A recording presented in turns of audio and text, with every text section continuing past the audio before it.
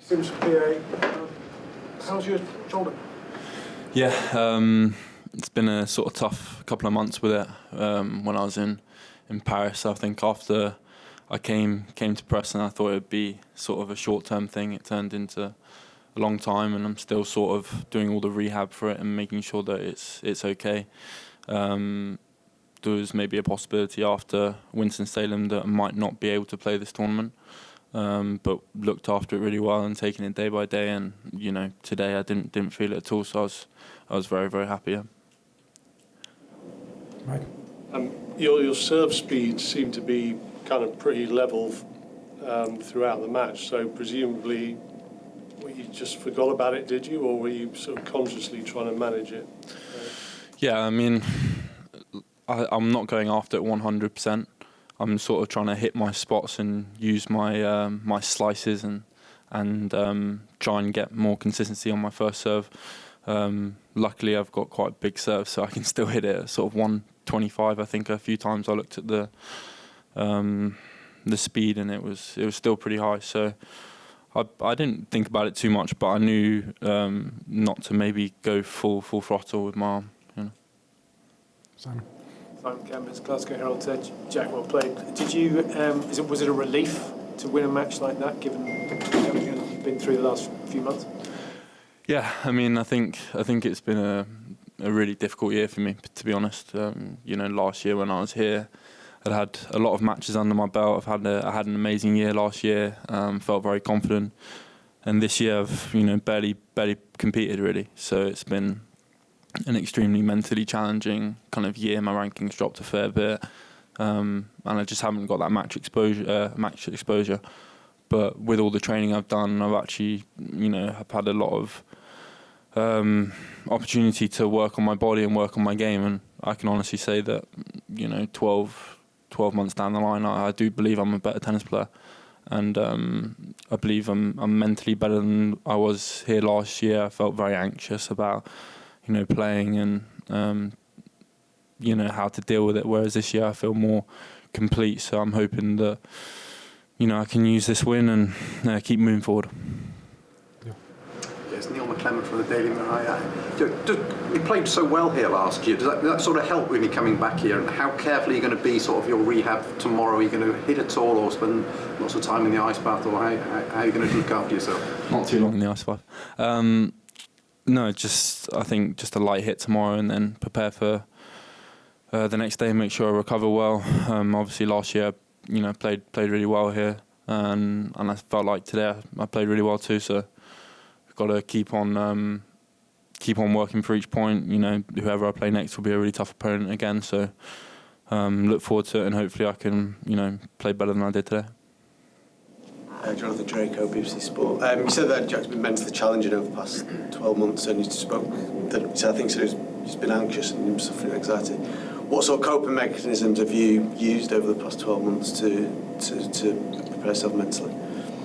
I think just I'm still young. I'm still learning about things. What kind of makes me happy off the court. I've spent so much time not competing and stuff that I've had to figure out what to do in my time, away from the tennis court. I actually moved house. I moved out to an apartment with Paul Jubb, who's another fellow British player, and actually at the same time he's been injured as well. He really hurt his ankle at the start of the year, so we've kind of been getting through the process together, I suppose. But even with the injury I had after the French Open, I was straight back to training. I didn't take any time off. I really wanted to just get my body right and keep on improving, and I knew that I wasn't, I haven't been in the best place, so I've kept on trying to work hard and work it out with my team, and I'm hoping that all that work that I've put will be in the bank, Right. Mike Dixon, the Mail again. By the time you were playing, the sort of British players were on a bit of a roll, I think. Gone 4 for 4. I'm just wondering, does that help at all, or is that completely irrelevant? Do you even think about it, or is it of any advantage or disadvantage even possibly? What here? Yeah, today. I didn't know. You just didn't know. So. Well, I think Andy was. I think I knew that Cam won. I think Andy was playing when I was playing, maybe in Dan, I knew that a couple of the girls had won yesterday, but I wasn't really. I was just trying to do all the right things for my shoulder and make sure I could go out and play 100% today. But no, definitely having other Brits doing well in the draw is amazing for British tennis, and you always say it, but we can all push each other to be better. I don't think there should be any different. Seeing other players do well that I'm training with and around on a daily basis makes me really happy, because I see what they're going through in their journey, and I wish them all the best, and hopefully we can all support each other to keep on moving forward in big tournaments like this. All right, 2 more questions. To Monica from The Guardian. You're obviously a big server. There are a lot of big servers who kind of struggle with returning, but you're also a good returner and your numbers are all high. Just wondering how that shot has developed for you kind of over the years, and what you're trying to do on return of serve. I know you stand back.